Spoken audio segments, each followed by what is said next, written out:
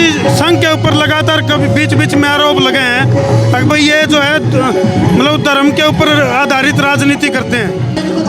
सारे भाइयों ने राम राम भाई, मैं हूं तारा देसी पत्रकार धर्म और इस टाइम लाइव जुड़ गए हैं और माननीय इंद्रेश जी हमारे के लाइव जुड़ रहे हैं जो कि गुरुग्राम सेक्टर 29 में बाबा खाटू श्याम का जो दरबार लग रहा है पहुंचे थे जी, जो कि कई सारे सामाजिक संगठनों के अध्यक्ष भी हैं और संघ के स्टार प्रचारक हैं और कई बार विवादों में भी रहो आप, मतलब जैसे देश की राजनीति के बैकबोन आपको कहा जावे जी इंद्रेश जी, देश की राजनीति के बैकबोन क्यों कहते हैं आप लोगों को? ऐसा है, मैं कभी ना विवाद में रहा हूँ ना मेरे कारण कोई विवाद है। जिनकी आपने सोच में दोष है वो कुछ भी कहें, परंतु इसका अर्थ नहीं है वो सत्य कह रहे हैं और सही कह रहे हैं। दूसरी बात यह है, राष्ट्रीय स्वयंसेवक संघ और उसका प्रचारक वो निरपेक्ष भाव का होता है, छुआछूत मुक्त है, जातिवाद मुक्त है। नंबर 2, वह मजहबवाद से मुक्त है, मानवतावाद से युक्त है। नंबर 3, सबका सम्मान करो, अपने पर चलो, आलोचना निंदा किसी की नहीं करो, ताकि दंगा मुक्त, युद्ध मुक्त, छुआछूत मुक्त भारत है। नारी का सम्मान करो, ना कि उसका शोषण करो, नारी शोषण मुक्त समाज हो। हम एक देश, एक झंडा, एक संविधान के अंतर्गत सब एक हैं, इस भाव से सब जिए। इंद्रेश जी संघ के ऊपर लगातार कभी बीच बीच में आरोप लगे हैं कि भाई ये जो है मतलब धर्म के ऊपर आधारित राजनीति करते हैं और इनका प्रयास रहता है कि भाई देश को हिंदू राष्ट्र बनाने की तरफ कोई प्रयास चल जाए। राष्ट्रीय स्वयंसेवक संघ ना राजनीतिक दल था ना है, इसलिए संघ कोई राजनीति नहीं करता। राजनीतिक दल राजनीति करते हैं। जो ये कहते हैं संघ राजनीति करता है, उनके ज्ञान के ऊपर दया आती है और उनका अज्ञान प्रभु दूर करें। Rashtriya Swayamsevak Sangh is not a political organisation और वह कभी राजनीति नहीं करता है।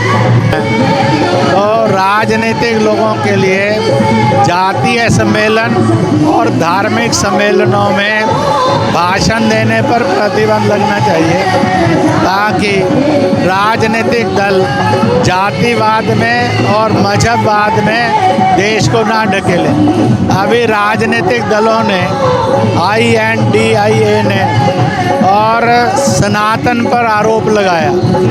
मेरे से जब प्रेस ने पूछा तो मैंने कहा, जिन्होंने सनातन पर आरोप लगाया है उन्होंने सबसे पहले तो अपने सब बुजुर्गों को गालियां दी, दूसरा उन्होंने केजरीवाल को भी गाली दी, अखिलेश को भी गाली दी, उद्धव को भी गाली दी, उसने जो है गहलोत को भी गाली दी, उसने दिग्विजय को भी गाली दी, उसने लालू को भी गाली दी, राहुल को भी गाली दी, सोनिया और प्रियंका को भी गाली दी, अजीत पवार को भी गाली दी और नीतीश को भी गाली दी, क्योंकि ये सब सनातनी हैं। तो इसलिए ये नेता और दल और बुजुर्ग बताएं, जिनकी संतानें और कार्यकर्ता अपने दल के नेताओं को और बुजुर्गों को गाली दें, उनके विरुद्ध क्या कार्रवाई करनी चाहिए।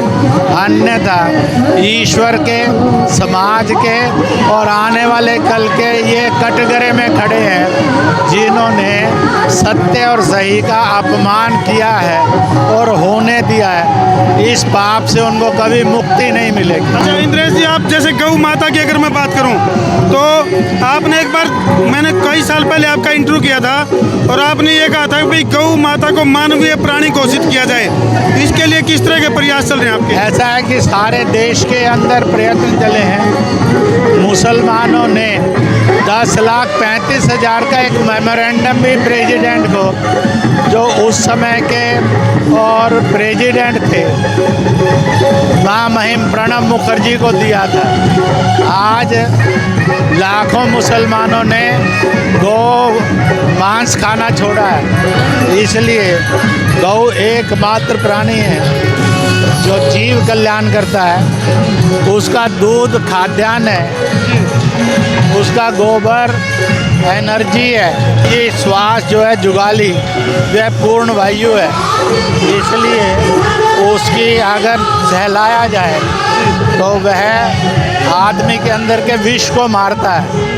इसलिए गाय एक ऐसा प्राणी है जिसका सम्मान ये मानवता के और देश की प्रगति के हित में है। तो इंद्रेश जी, अब तो सारे आपके देशों से मैं ये प्रार्थना करूंगा, सारे देश को दल से, मजहब से, भाषा से ऊपर उठकर सरकार के साथ सहयोग करें, ताकि और एक क्रांतिकारी सफलता भारत के अंदर बने और गाय का लिंचिंग बंद हो जाएगा तो इंसान का लिंचिंग सदा के लिए खत्म हो जाएगा। इंद्रेश जी, अब तो जैसे आप लोगों की सरकार है, सरकार ने नहीं करना है, जनता ने करना है। अच्छा जी। इसलिए दलों को मैंने अपील की है कि वह सारी सरकार के साथ कंधे से कंधा जोड़कर, कदम से कदम मिलाकर इस बात का काम करे और हर दल इसको कहे, हर धर्म इसको कहे, हर सामाजिक धार्मिक संस्था इस बात की आवाज़ बुलंद करे। जो नहीं कर रहे हैं वह पाप के भागीदार ना बने, इतना मेरा निवेदन। अच्छा इंद्रेश जी, आखिरी सवाल है। एक तरफ तो आप जो है संघ के स्टार प्रचारक हैं, दूसरी तरफ आप मुस्लिम राष्ट्रीय मंच के भी अध्यक्ष हैं। ये एक म्यान में दो तलवार का अध्यक्ष नहीं हूँ। जो ये कहते हैं मैं अध्यक्ष हूँ वो असत्य बोलते हैं, अज्ञान में है। सुन लो, इसलिए अपने सवाल में ज्ञान साफ रखना चाहिए। मैं उसका मार्गदर्शक हूँ। अच्छा, मार्गदर्शक। वो एक 99% मुसलमान आज का हिंदुस्तान, पाकिस्तान, बांग्लादेश, उधर हिमालय से लेकर हिंद महासागर तक, कैलाश मानसरोवर से लेकर अशोक वाटिका तक अगर विचार करेंगे तो 99% से अधिक मुसलमान पूर्वजों से, परंपराओं से और वह भारतीय, हिंदू, हिंदुस्तानी, इंडियन थे और हैं। मैंने स्वयं उनसे डायलॉग किया, वो मानते हैं। ये एहसास उनमें जागे और इस एहसास से जागने से वो भारत बनेगा जिसमें अनेक देश और राज्य रहेंगे, परंतु सीमाएं भी रहेंगी, परंतु सीमाओं पर घुसपैठ नहीं होगी, युद्ध नहीं होंगे, आतंक नहीं होगा, वहाँ पर घुसपैठ नहीं होगी, बल्कि भाईचारा भाईचारा भाईचारा होगा। चलो, बहुत बड़ी बात कही, धन्यवाद जी, बहुत बहुत। तो भाई ये थे संघ के स्टार प्रचारक इंद्रेश जी, जिनने की बहुत सारी बातें पता है, राज पता, पर्दा हटाया है। गुरुग्राम सेक्टर 29 के कार्यक्रम में मुख्य अतिथि के तौर पर इनको इन्वाइट किया था। काफ़ी रंगारंग कार्यक्रम है जिसमें इंद्रेश जी ने शिरकत करी है और हमारे कुछ सवालों के जो जवाब दिए हैं उन जवाबों में बहुत सी बात छुपी हुई हैं। कमेंट सेक्शन में तुम जरूर लिख दियो अगर भैया जो जवाब थे इन जवाबों के अंदर के राज छुपे हुए हैं। तो वीडियो ने कर दो जी लाइक, शेयरिंग का तार दो फतूर, ताकि समस्या उसके दूर। मैं उतारा देसी पत्रकार धर्मू। जय जवान, जय किसान, जय हिंदुस्तान।